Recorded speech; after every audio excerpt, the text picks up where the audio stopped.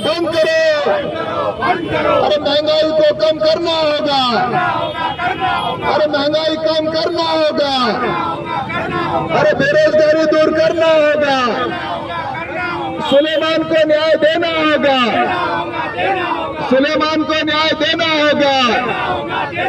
सुलेमान के कातिलों को फांसी देना होगा। अरे चर्च पे हमले करना बंद करो। मस्जिदों पर हमले करना बंद करो। बौद्धगया पर हमले करना बंद करो। डॉक्टर बाबासाहेब आंबेडकरांचा, छत्रपती शिवाजी महाराजांचा। सर क्या कहेंगे, सुलेमान पठान की जिस तरह से हत्या हुई, गिरीश महाजन और संभाजी भिड़े का नाम सामने आ रहा है, क्या कैसा?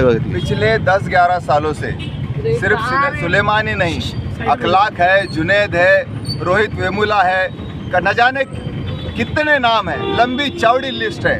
और ये इसलिए हो रहा है क्योंकि आरएसएस बीजेपी ने पिछले 100 सालों में हमारे हिंदू बहुजनों के बीच मुसलमानों के बारे में नफरत पैदा कर दी, हमारे दलितों के बारे में नफरत पैदा कर दी, हमारे क्रिश्चियनों के बारे में नफरत पैदा कर दी। और इसलिए कुछ जो हमारे जिन्होंने इतिहास नहीं पढ़ा है और जो उनके बहकावे में आते हैं, ऐसे हमारे नौजवान उनके हाथ लग जाते हैं और वो दाढ़ी टोपी देखकर हमले करने लगे हैं। सुलेमान जो 21 साल का लड़का है, बेटावड़ नाम का, जामखेड़ जलगांव में रहता था, वो पुलिस भर्ती का सपना देखता था। और यहाँ तक उसके पिताजी जो है वो गिरीश महाजन के वोटर है। वहाँ के न जाने कितने हमारे मुस्लिम भाई वो बीजेपी को वोट करते थे। और ये सुलेमान जो है वो गणेश मंडल में भी काम करता था। ऐसे लड़के को मार दिया उन्होंने। क्यों मारा? क्योंकि बीजेपी आरएसएस ने मुसलमानों के बारे में जो नफरत का बीज बोया है वो अब सामने आ रहा है। और इसलिए हमारी ये मांग है कि सुलेमान के कातिलों को सजा होनी चाहिए। और मैं आपके चैनल के द्वारा हमारे सारे बहुजन भाइयों बहनों को ये हाथ जोड़कर गुजारिश कर रहा हूँ कि अपने बच्चों को इन बीजेपी और आरएसएस वालों से दूर रखिए। देखिए, इनके बच्चे अभी जेल में हैं, करीब 5 लोगों को पकड़ा है, वो सारे जेल में हैं। और जिन्होंने इनको उकसाया है मुसलमानों के खिलाफ, उनके बच्चे विदेश में पढ़ रहे हैं। बीजेपी और आरएसएस वालों के लड़के वो पढ़ते हैं, वो यूनिवर्सिटी में पढ़ते हैं, बिजनेस करते हैं, अपने गाड़ियों और बंगलों में रहते हैं। और हमारे बहुजनों को कहते हैं जाओ मुसलमानों को मारो, जाओ दलितों को मारो, जाओ क्रिश्चियनों को मारो, जाओ मस्जिदों पे हमले करो, जाओ चर्च पे हमले करो, जाओ विहारों पे हमले करो। तो इसलिए आपके चैनल के द्वारा मैं सभी हिंदू भाइयों से गुजारिश करता हूँ कि अपने बच्चों को पढ़ाइए, लिखाइए, उनको अमन और शांति के रास्ते पे चलाइए, उनको एक अच्छा भारत का नागरिक बनाइए। और यही छत्रपति शिवाजी महाराज और डॉक्टर बाबा साहब अम्बेडकर ने हमको सिखाया है। कुछ हिंदू संगठन के कुछ लोग महाजन को जाके मिलते हैं, भिड़े गुरुजी का, और महाजन की मीटिंग होने के बाद ये हादसा हुआ है। इसको कैसा देखते हैं आप? क्यों तो महाजन का भतीजा ही इसमें आरोपी है। बिल्कुल, ये एक दूसरे को बचाते हैं।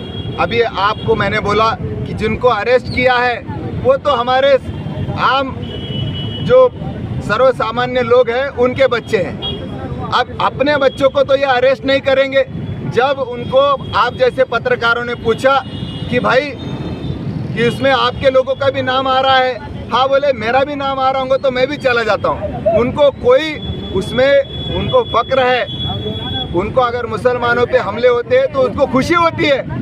और इसीलिए उनको सजा तो होनी चाहिए, चाहे वो गिरीश महाजन का भतीजा हो या कोई भी बड़ा आदमी हो, उनको सजा होनी चाहिए। लेकिन जब इनकी सरकार है तब आप ये अपेक्षा मत कीजिए कि ये कानून से काम करेंगे। और इसीलिए हम ये मांग कर रहे हैं कि दलित मुसलमानों हाईकोर्ट ने इसका संज्ञान लेना चाहिए और इसका पूरा तपास जो है वो हाईकोर्ट की निगरानी में आना चाहिए। हमने एफआईआर पढ़ा, एफआईआर में क्या लिखा है मालूम? उसको 4-5 घंटा मारा है तो एफआईआर में क्या लिखा है? पुलिस ने 3:40 को ये हमला शुरू हुआ और 3:40 को ही खत्म हुआ।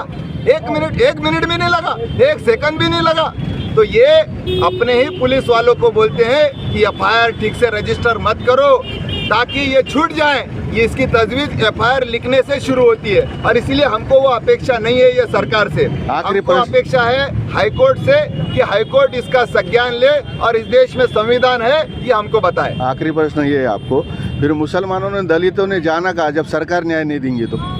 मुसलमानों ने, दलितों ने, क्रिश्चियनों ने, अल्पसंख्यकों ने और जो भी संविधानवादी है उन्होंने एकजुट होकर शांति के रास्ते, अमन के रास्ते, लोकशाही के रास्ते पर उतरकर अपनी आवाज को उठाना होगा।